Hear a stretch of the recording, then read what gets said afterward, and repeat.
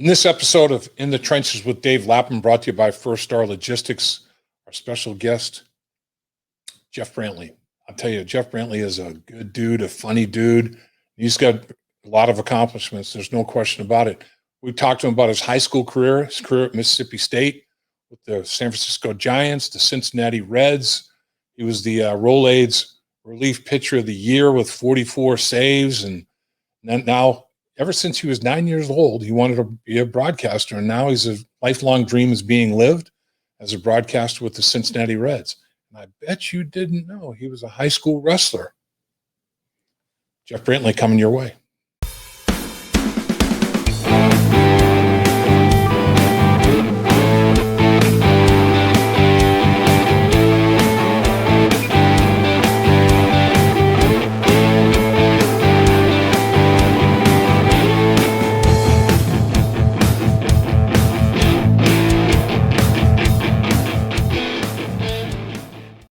Welcome once again to our beautiful studios at First Star Logistics.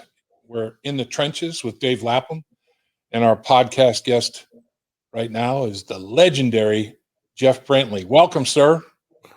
Good to be here. I don't know if I'm legendary. Oh yeah, you are, my man. There's no question about it. Played in the major leagues for 14 seasons. How's your body feel these days, my man? Terrible. I hear you. This is an honest show, right? Honest? Honestly, it feels terrible. Not football, but I feel like I played football. Yeah, I know what you're talking about there. This is going to be kind of this is your life, Jeff Brantley, from a sports standpoint. So we're going to go back in the Wayback Machine a little bit. We're going to go to a 3-sport star at W.A. Berry High School, Hoover High School at this juncture. And Jeff Brantley was a quarterback on a Berry State championship team that went did you go undefeated? Yes. Well, the year that we won, we did. Now let's clarify this quarterback on the state championship team. Okay. All right. I was a quarterback. Yes. On the state championship team, yes. But I was not the quarterback of the state championship team. You got it? I'm with you. Now, two years later, I was the starting quarterback. That was my sophomore year. I was the backup. I mean, I played, but I was still the backup. Yeah. I don't know how that ever got out there, but I mean, it's kind of stuck. It's kind of crazy.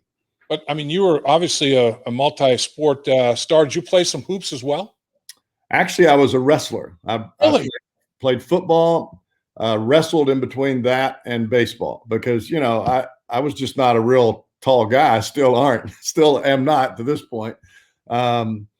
But that's basketball. You got to be a little bigger than most of the other guys. So I wrestled, and that helped me. I mean, not just from a physical standpoint, but here. Yeah. I mean, wrestling. I mean, that's the longest 3 minutes you'll ever spend in your life. I mean, one-on-one with somebody else. I'm sure you probably did that at some point in your lifetime. That's difficult. It's grueling. There's no doubt about it. What weight class did you wrestle at? I wrestled 132.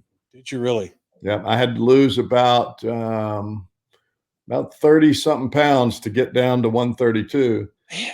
Yeah, my brother wrestled. He wrestled 105. He was a state champion at 105, and then again at 118. But the doctor told him, "Hey, you can't stay at 105. You're growing. You gotta." And my mom was like, "Eat." Man, but there's nothing more competitive. Yeah. It's one-on-one, mano-a-mano. Do you think, like you said, not only physically, body awareness, overall body strength, all that sort of thing, but being able to focus and getting the job done, I mean, all of that translated to your professional career in baseball? I don't think there's any doubt about it. I think as a wrestler, and you said it then, the one-on-one part of it, in a team game, a lot of times you can hide in the background and take a play off or two, maybe take a pitch off or two. When you're on the mat for 3 solid minutes and the guy standing across from you is trying to kill you, there is no give up. Otherwise, you're going to be on your back and you're pinned, and there's major embarrassment. So you have to fight for it. And it teaches you just that will to never give up, regardless of the circumstance. So you go to Mississippi State to play college baseball. Mississippi State proud alum. Look at that hat. I mean, it says it all, right? And there you go. The champions, hail to the champions. Teammate of Will Clark, Rafael Palmeiro, Bobby Thigpen. The Bulldogs play in the 1985 College World Series. How much fun was it playing baseball at Mississippi State in that time frame? I think it shaped everything that I do today. To be honest with you, it taught me how to pitch, taught me how to be a man, taught me how to be a dad, gave me a great education. There's a lot of times, especially now, where guys get drafted early and they never go back and finish their degree. Right. I was drafted by the Expos my junior year, and my dad pretty much told the scout, you can't talk to him, don't contact him. He's not playing professional baseball until he has that degree. And that was the same to be said when I was drafted my senior year. So I have my degree. Otherwise, I would have never got there. What do you have your degree in? Business administration. How about that? Yeah. I like it. The business school. While there, 45 wins. That's still the co-holder of the SEC record for career wins. Had a brilliant career there, Jeff. There's no doubt. Lap, there's a lot of things that go into winning ball games. Obviously, you have to be a pretty good pitcher to be able to stay in the ball game to win. But there is no place and time that you win a ball game without the other guys that are around you. And you mentioned some of them with Will Clark and Rafael and Bobby Thigpen.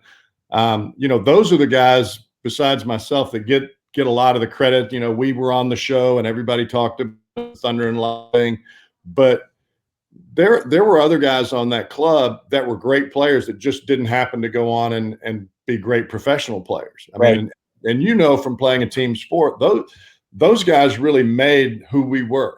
And it wasn't about the everyday. It might have just been one play here or one play there, or maybe the fact they were great defensive players and not so much offensive. But we had a great team, and it wasn't just us four guys. So you end up going to the San Francisco Giants, and you're on their Wall of Fame. I mean, that says how big an honor is that to be on the San Francisco Giants Wall of Fame? It's pretty cool. I'll be honest with you. But I'll tell you this: I love it, and I'm very honored to be on that Wall of Fame. But my lifelong dream has always been to be known as a Cincinnati Red. And that's no slight to the San Francisco Giants. That's where I started. That's where I got my beginning, and I'm very honored to be on their Wall of Fame. But I've wanted to be a Cincinnati Red since I was 9 years old, and I got to play for the Reds for 4 years, really 3, because one of the years I was injured. But there is nothing better for me than doing what I'm doing right now. I'm living my dream, being a Cincinnati Reds broadcaster. That's what I wanted to do when I was 9. That's amazing. What led you to what was the reason that the Cincinnati Reds were your target, man? What was my dad and I used to listen to Marty and Joe in the car, driving back and forth in the driveway. Now I'm from Hoover, Alabama. Yeah. Now, most of that area is either Braves or Cardinals fans because that's what you get on TV. Well, I just happened to catch a broadcast one night, and I was listening to Marty and Joe on 700, and at 6 o'clock, up until 6 o'clock in the day, that is a Spanish station in the South.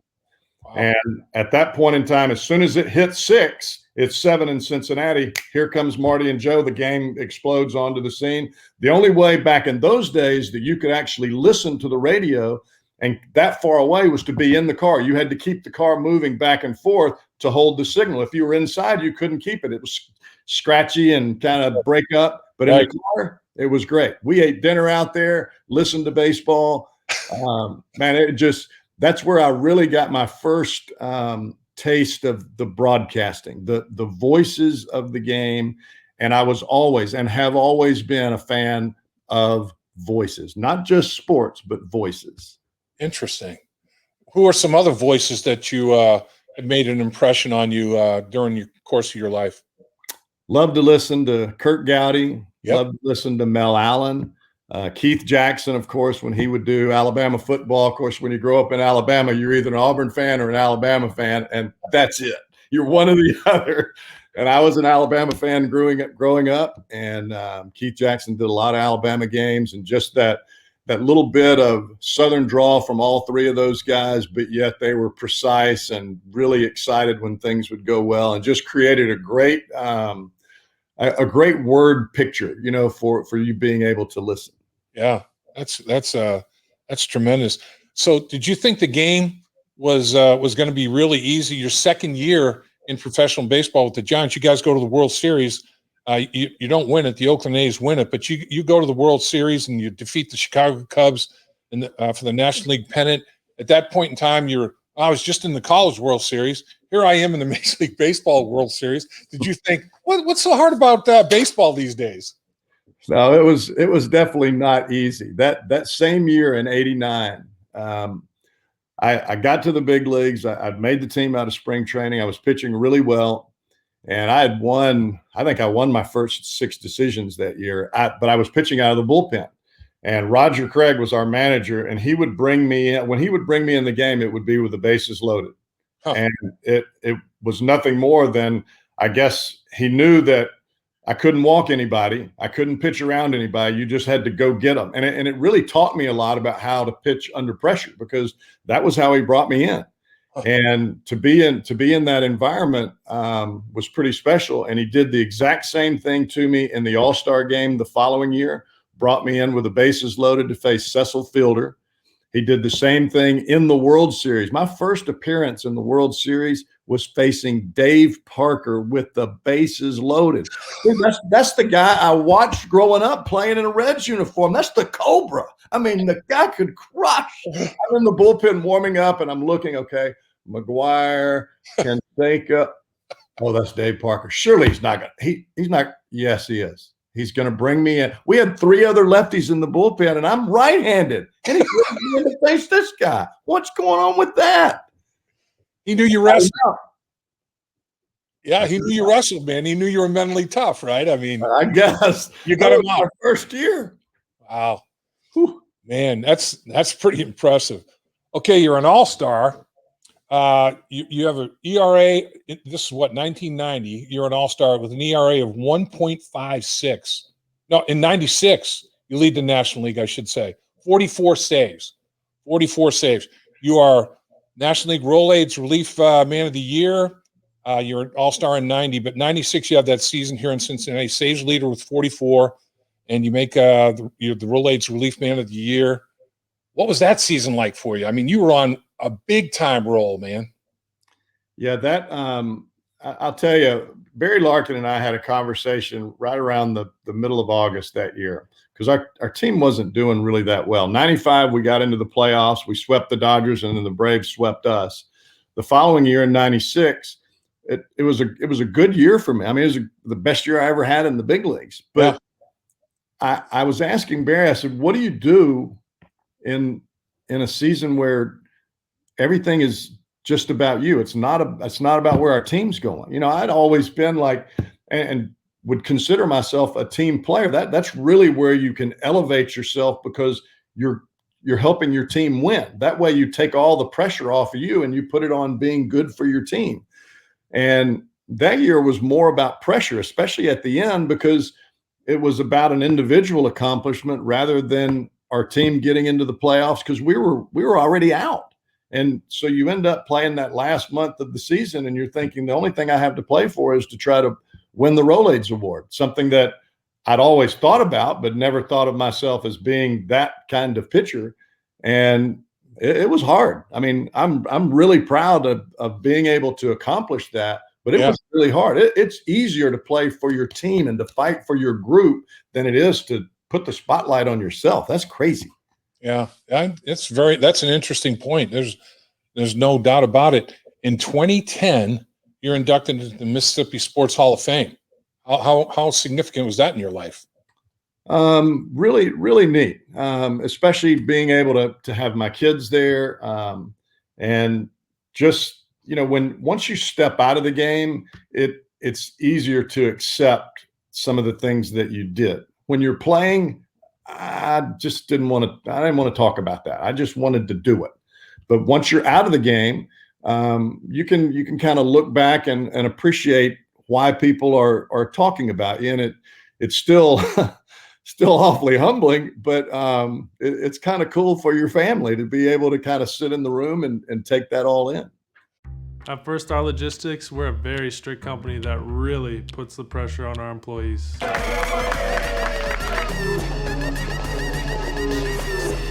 Breaks? What are those? That's what I'm talking about, Icky. Get the body right, then the mind's right. You know, gotta get that body right. That's right. Yes, sir. Become a star with a chance to earn the highest commission percentages in the industry as a freight broker agent. Check out firststarlogistics.com. Who would be a guy from a coaching standpoint that had a big impact on your career that really helped you take it to another level as you were working your way through the various stages of your baseball career? Pat McMahon, my pitching coach at Mississippi State, really made more of an impression on me than anyone else. And he's the one I spent the most time with. Mm-hmm. I know that the pitching philosophy that he shaped in my mind is the same thing that I talk about today when I'm doing the Reds radio or TV with the Reds. And it's the same thing that I used my entire time when I was pitching. And to be able to take something that you learned in college and you just kind of shape it and mold it a little bit, you don't change it. You keep it the same shape. You're just trying to smooth it out over a period of time.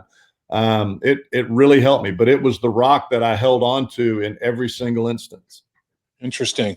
Because when I listen to you, I mean, it is just you're giving a instruction on pitching. It's almost like I'm listening to a pitching coach. Did you ever think about getting into the coaching side of it? Pitching coach, maybe manager, and everything goes along, front office, whatever the case may be. Did you ever think about going to that side of things other than the broadcast side of things? I had offers. I had chances at the big league level too. But as I mentioned to you earlier, my dream has always been to be a broadcaster. I mean, my dream was to be Keith Jackson or Marty Brenneman, Allen, Kurt Gowdy, the four guys I mentioned when I was 9, not to be a baseball player or a football quarterback. I thought I was going to be a broadcaster. That's what I wanted to do. I've gotten to live 2 dreams, man. Yeah, that's a heck of a life you've had. There's no doubt about it. And you do. I mean, it is. You provide. When I listen to you, I mean, it is a baseball clinic. I'm not kidding you. It's like I feel like the one thing that from my vantage point, I try to at some point in time during the game teach somebody something about the game, and you do that, man. You give great lessons about baseball, great instruction. I mean, you're something else to listen to. There's no doubt. Thank you. It really is. Opponents or teammates that you've admired or respected over the years? Really respected Will Clark for the way that he played the game. Sure.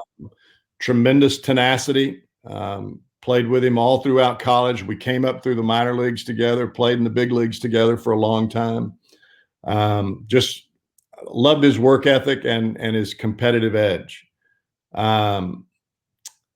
I would say that even a guy like Barry Bonds made a huge impact on me in San Francisco, and that was later on in my career. And I think that the reason that he did, it's not all positive, but the way that he carried himself when he stepped into the batter's box, that's how you're supposed to play the game. Now, there are some other things that he did that probably weren't so great, but to be able to step into the box and you have to get me out. You have to get me out right here, because if you throw the ball in a certain spot, I'm going to hit it into the upper deck. And every time he walked to the batter's box, everybody in that stadium would rise up to their feet. It was like an event. And he created that by his presence and his aura in the batter's box. When you're talking about a guy like that, who's the player that when it was crunch time and you had to get him out, when he stepped into the batter's box, was like, oh man, this guy's a tough out. And, I've had difficulty matching up with this dude. This is going to be a challenge. Does anybody come to mind in that regard? Jeff Bagwell. Is that right? Yeah. He was he had that same kind of swag as Bonds. May not have the records. He's in the Hall of Fame, but Bagwell, when he first got to the big leagues and he was playing for the Astros, the first 11 or 12 times that he stepped in the box, I either struck him out or he popped up in the infield. Wow. So it became one of those things where I just kind of, he got no chance. In San Francisco, I had him 0-2, and I lost my edge because I took him for granted. I threw a pitch right up under his chin, knocked him in the dirt. He gets back in the box.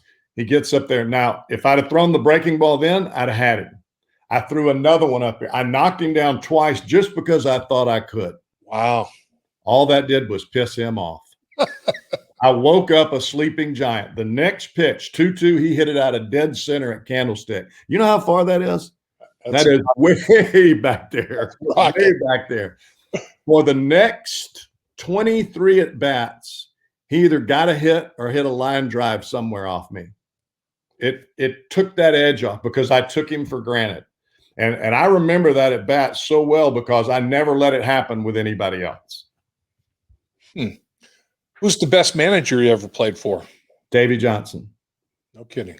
Davey Johnson. Davey Johnson was not just a great field manager, but he had a unique way to move you to a spot that he really needed you to go as a player.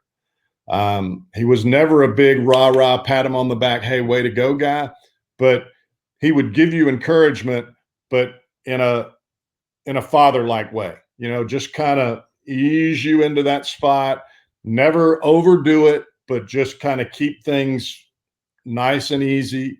But yet if he had to take you out of the game or pull you into the office or cut you down to size, he would do it in a 30-second minute. A 30-second minute. I love that. I love that. Hobbies or interests, other than what you're doing from a baseball standpoint, either playing or broadcasting, any other interests or hobbies? The baseball world's kind of taken me to where I really enjoy being around kids that are learning, whether it be a basketball game or a football game or baseball, something that I'm familiar with. Right. I really enjoy that. I do that a lot when I've got time here at home in Mississippi, simply because it not only does it make me feel good, it allows me to feel like I'm giving something back. I feel like I'm honoring guys like Pat McMahon that took their time to teach me, even though I was hard-headed as all get out.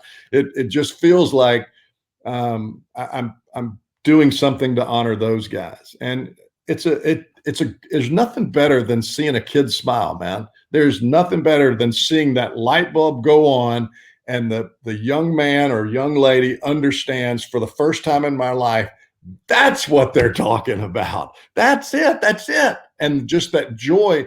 And it not only helps them in that little game that they're playing, but it helps them in their life. It takes them to a different spot as they get older. Here, my man.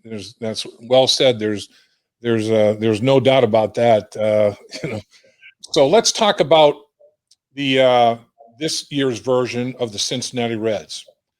Here in the in 9-2 in the month of July before the break, and 3-1 against Milwaukee, who's got a 4-game lead in the division, but 3.5 games out of a wild card spot. What do you think about this baseball team? How do you see it going in the second half? I like this club, Lap. I really do. And it's not just the talent. I think we've had more talent in Cincinnati in the years that I've been here, because we were in the playoffs back in the early part of 2010, 12, right in there. But I think looking at this club, they have more fight and more, I don't want to say team chemistry, but just togetherness. They genuinely care about one another. And you can see that. I'm not in the locker room, so I don't know that for a fact, but it just seems that way to me. Just the camaraderie of this ball club, what you see in the dugout, what you see on the field, the kind of slaps on the back, the kind of arm over the shoulder when they're walking out on the field when somebody's having a rough time. It just seems like if that guy doesn't get it done, I'm going to get it done. And if I can't get it done, the guy behind me is going to get it done. Now, that makes for a winning club. Now, are they going to need some help? Yeah, they're going to need some help. They're going to need some bullpen help. Now, I don't know if that's going to come from the outside or if that's going to come from within, but the bullpen has to be better. And I think that what we've seen in some of our rotation spots early in the season surprised some people. I don't think anybody thought that Castillo would struggle. I don't think folks thought that Sonny Gray would be hurt. But both of those guys seem to be getting back to their norm. And with that being said, I think Tyler Malley's in a really good spot. Hey, Wade Miley's healthy. The dude threw a no-hitter. I mean, what a great change of pace in the middle of a rotation to have that lefty that just is the soft tosser that can carve you up. I think that's fun. And I think this club has some fight. They're fun for me to watch. I'll say that. Do you give a lot of credit to David Bell for the culture you're speaking of? I think you have to. I think you have to. The team, if you're going to be the person that's going to run down the manager when the team doesn't play well, then you have to be the person that says that manager is doing a great job down there with those guys because they're playing together. Now, granted, you have to have some leadership. You've got to have some great coaches, but the guy that's managing the club is doing a phenomenal job. That's my opinion. Yeah, I mean, I agree with you. It's when you look at it, the injuries that you speak of. I mean, at one point in the 40-man roster, I think 14 projected 40 guys were injured in some way, shape, or form, and then there've been some like Suarez with underperformance as to what his baseball card says. He's going to do. So if all of that rectifies itself and they start to get bodies back in the second half of the season, it could be very interesting. I mean, is there a big rivalry developing with Milwaukee? It sure looks like it, but I'll say this. I think anytime that you rise up as a team in your division and you begin to beat people that expect to come into your town and beat you, rivalries develop, and they develop right now. It may not be something that's long-term, but I'll tell you this. I don't think the Padres want to come back and play this club ever again. And this is a Padre club that beat the Reds 6 out of 7, but they had to earn every single out and every single pitch and every single run all the way down to the last pitch of the game. Teams don't like to do that. They like to get out front and kind of hold on. And when you're having to fight for it, that wears you out. Yeah, there's no doubt about it. The trade deadline at the end of this month, the 30th, you talk about bullpen help potential. There could be, like you say, either a trade. Everybody says, yeah, I'd make that. Trades aren't easy to make. I mean, there's a lot that goes into making a trade that works for both organizations, but getting some guys back healthy, Lorenzen and others, and could be real helpful. But you and a shortstop, I mean, how many legitimate shortstops are out there to trade for? Who's going to trade a shortstop? So do you think there's something that's going to happen before the 30th, or do you think it's all just hope at this point? I think that something will happen. I don't know that it's going to be that big blockbuster, simply because the only shortstop that's out there is Trevor Story. Right. Are you going to trade your entire farm system to have a month and a half of Story? I don't know that you do that. To me, that's not a real smart move if you have to give up too much. Yeah. And the same would be true. The real advantage of having a great closer at this point, if you're not in it, let's say the Chicago Cubs have Craig Kimbrell. If they decide to trade him, are you going to trade him to the Reds in the middle of your division? No way. And you hear that a lot. You hear, oh man, it'd be great to have Kimbrell. You got no chance. It's not going to happen. And here's the other part of it. Are you going to trade Hunter Green to the Cubs and have to see him for the rest of his career? No, not doing it. Mm-hmm. What do you think about Hunter Green? You excited about the potential of watching that guy throw 105 miles an hour? I mean, it's crazy. Yeah, I like the body of the kid, but probably what I like more than anything that people are not talking about is that his insides. I mean, just the way his parents did a phenomenal job with him, his confidence, his ability to compete, his and I say this way on purpose, his ability to fail and recoup. Because in our game, you are going to fall on your face a lot. And if you can't figure out a way to get the dirt off, you're not going to make it. You're not going to make it. You have to be able to get up, clean yourself off, shake your head, and then you get right back in there, man. You get right back in there. That's just part of playing sports. How impressed are you with Ohtani, what he's doing? I am impressed. It's unbelievable. It's incredible because when the Angels first decided to do that, I thought, this guy can't do it. Because I know what it's like just on the pitching side, much less trying to flip back and forth as an everyday player. I didn't think there was any way. I thought, hey, he's going to get hurt, and he did get hurt. And you don't know the longevity of both of these scenarios, pitching and being a designated hitter. But watching him pitch in the All-Star game and then watching him hit in the home run derby, I'm thinking, man, how did this really is a comparison to Babe Ruth. I mean, it's a comparison to history. It's amazing.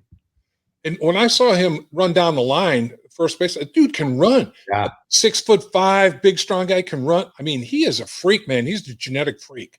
He has got legit power and legit velocity. I remember watching him. Tommy Thrall and I were out in Anaheim. I think this was 2 years ago, and saw him hit a ball, and it was probably 3/4, almost to the top of the wall in center field. Now we're talking about a berm that goes up another 100 feet beyond the center field wall. It's batting practice, but I mean, I've watched McGuire and Bonds hit. I know how far the ball normally goes, even with a guy that's shooting up. This guy is hitting it way further than they did. I'm like, you gotta be kidding me. It is crazy. So the Reds complete their draft. In everybody's account that I'm reading post-draft, everybody's giving them pretty good grades on their draft. 3 first-round picks, and they go defense up the gut. They go catcher, shortstop, center field, shortstop with the first pick, obviously out of UCLA. Were there any surprises in the draft in your mind? I don't know that there are surprises when your first pick is 17. Yeah, I think surprises come if you have a top 5 pick, because that's when things can get off to the side or they can explode.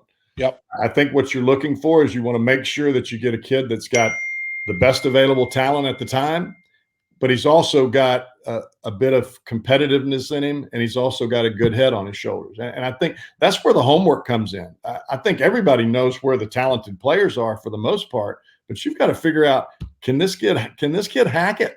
Can he step into pro ball and put a wooden bat in his hand and be able to play? Can he handle the failure? I mean, that's really where the challenge is. Yeah. Were you surprised that there was a catcher taken that high in the draft, considering the 2 catchers on the roster right now? Or do you think, well, there's no way we're going to be able to afford 2 of these guys, so you better have somebody else?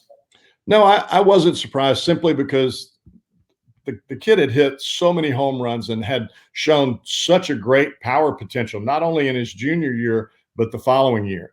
And I think where the Reds and everyone else in Major League Baseball kind of moved up on him is he made a lot of progress with his ability to throw and his ability to move behind the plate.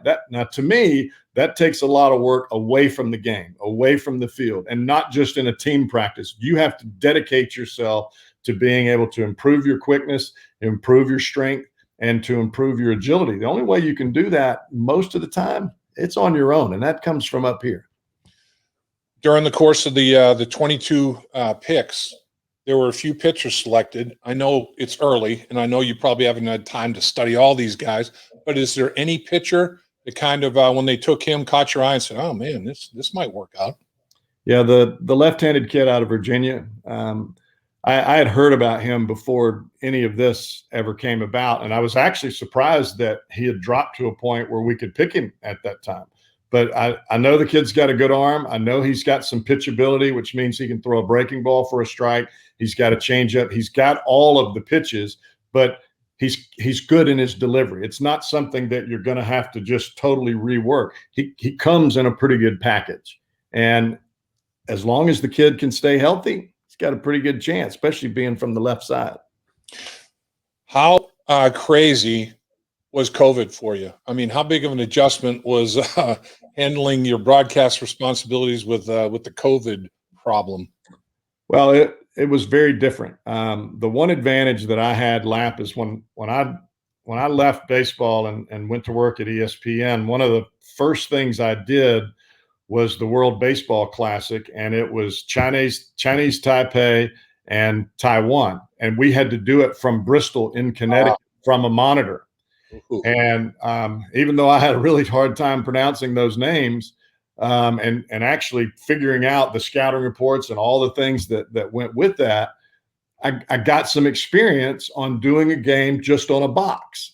And that really helped, because what we were doing in the radio booth and what we're still doing on TV now, you can't see the whole field. You only get what the camera shows you. And not every camera picks up everything, especially for an ex-player. As you know, there are things that we see nobody else sees. And it's about body language, and it's about the way that guys talk to one another, the way the head drops, the way the hands come up. I mean, you know, after being down there with those boys, that's what tells you what's going on. You cannot see that with the camera.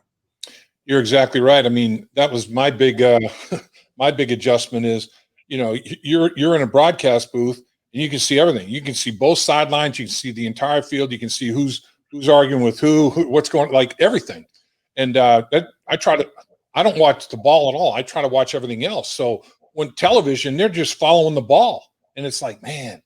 So I asked for an all 22. You know, the one can I just get a shot that shows all 22 players, and if I catch the sideline, that's a plus. But because, you know, I want to see who didn't take the right angle to make the tackle, who blocked who. You don't see that just following the ball.